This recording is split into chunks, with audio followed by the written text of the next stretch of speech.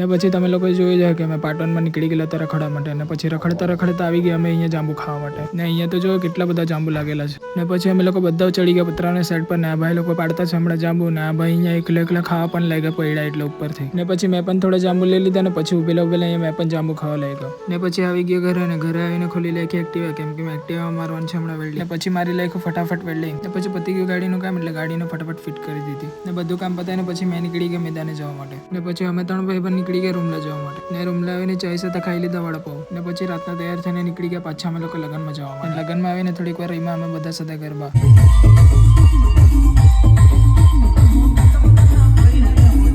ને પછી ગરબા રમીને કરવા લાગ્યા ફ્રી ડાન્સ.